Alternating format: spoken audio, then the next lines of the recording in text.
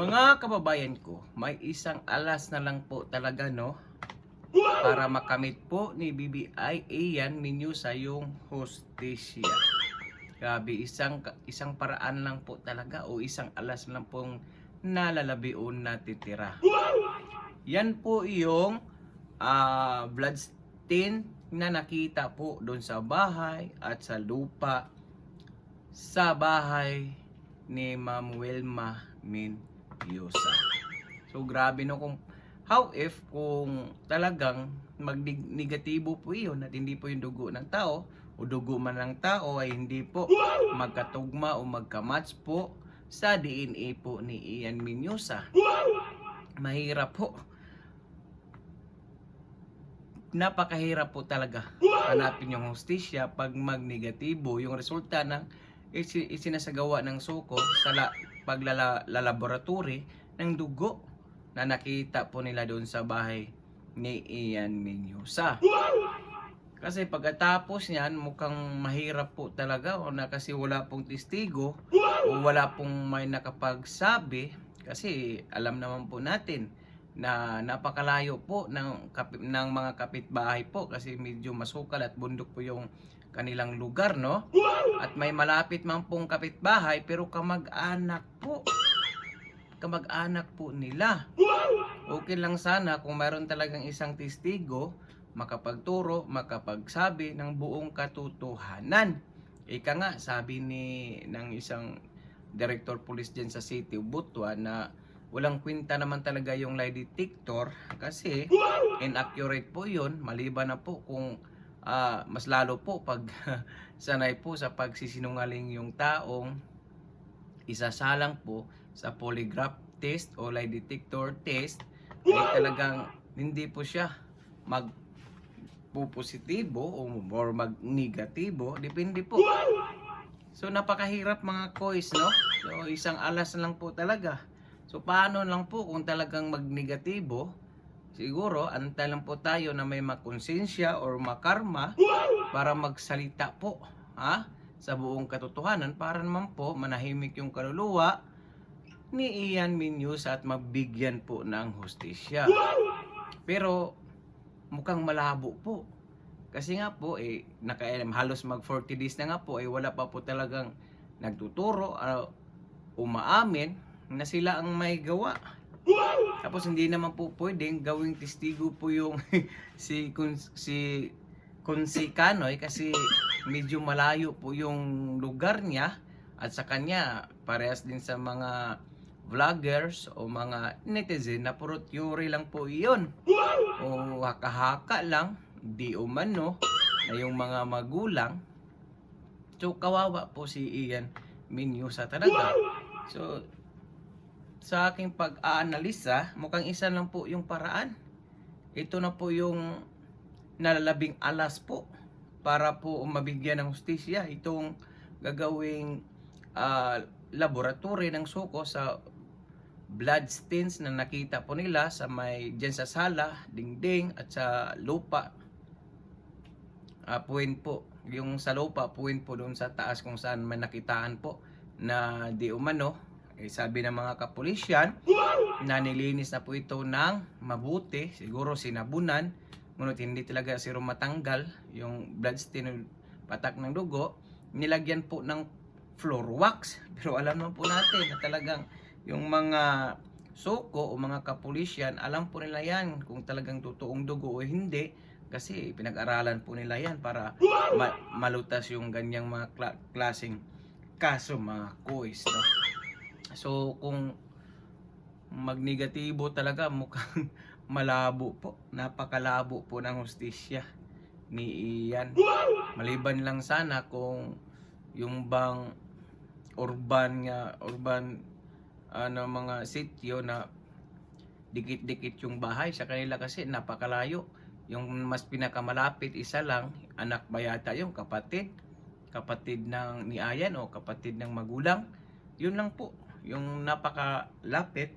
Siguro kung may nag-aaway o sa mga panahong iyon, siya lang po yung makarinig. Yung iba, tag ilang kilometro po siguro yung layo. So hindi talaga po makapagtestigo.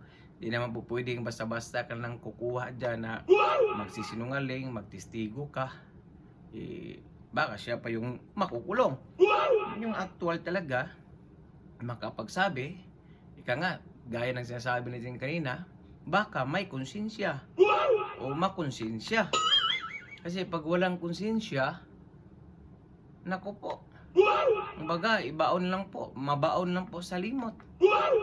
Depende lang po siguro kung talagang yung panahon na talaga ang gumante, tatawag nating karma, mayroong magkaunsihan, mag-away-away, at mayroon pong kakanta na, magsasalita na, maganda yon. Pero sa ngayon kasi, bago pa, alam naman po natin na talagang dinideny po talaga nila na mayroon silang sala o may nagawa doon sila kay Ian. So, sana po, talagang mayroon pong magandang resulta sa isinisagawa ng suko doon sa blood stains na nakita po nila. Sigurado naman po kasi yung mga kapulisya na yun po ay tugo ng tao. Ha? Hoping at praying po tayo na talagang kay Ian yun para naman po matapos na ang lahat. At talagang mabigyan na po ng hustisya yung bata, no? Kasi mag-isang buwan na po kasi mula nung halos na po mag-isang buwan mula nung nawawala po si Ian, isang buwan na yata, no? So hanggang ngayon mukhang wala pa ring nangyayari.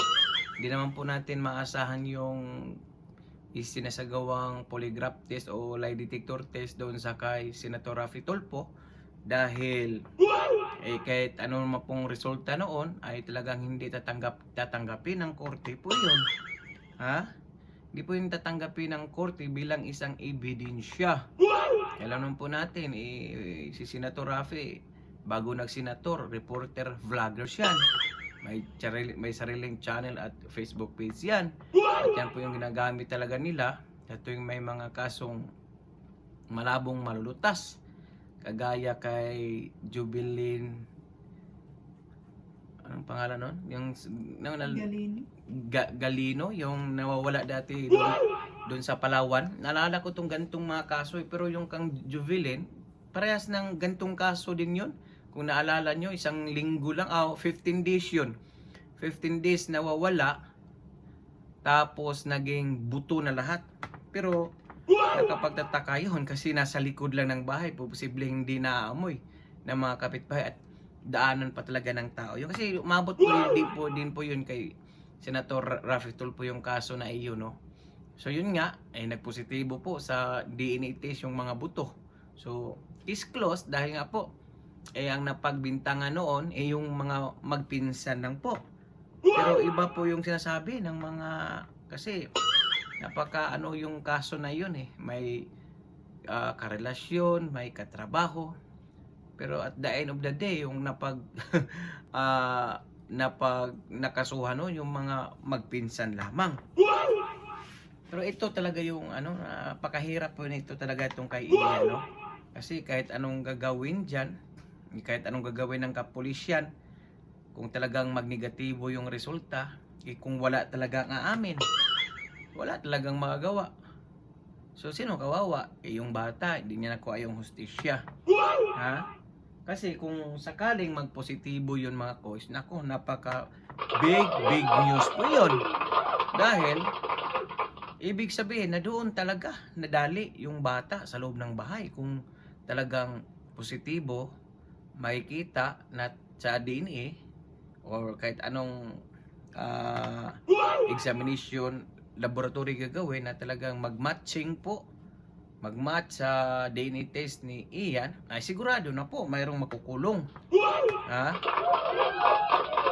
Kahit wala pang testigo, kahit walang magtestigo, basta po magpositibo iyong gagawin lang laboratory doon sa patak ng dugo na match kay Ian, sigurado po yung buong nasa bahay kulong lahat yan. Promise. So yun lang pag-asa. Pag magnegatibo yun, o di ba nakailang balik na. Di ba? Pag magnegatibo yun, wala. Parang mabaon sa limot. Kaya nga, mag-antay lang po tayo na may kakanta, may makonsensya, Zonrox o Clorox, Ariel ba yan o Surf? Nonsense yun. Huwag nyo naisipin yun. Nonsense yun. Kaya komento po na yung mga opinion o reaction sa comment section sa ating video. Alam nyo, na-appreciate ko po lahat yung mga komento nyo. Nagre-reply po ako. Paki-subscribe naman po at follow naman po ha. Well, hindi pa po natin alam kung kailan talaga yung resulta ng laboratory examination doon sa blood stain na nakuha sa bahay ni Ma'am Wilma. Update.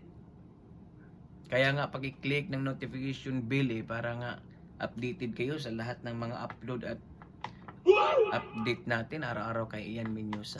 Yun naman kasi, hindi naman kayo kasi marunong mag-follow, like, subscribe at notification eh.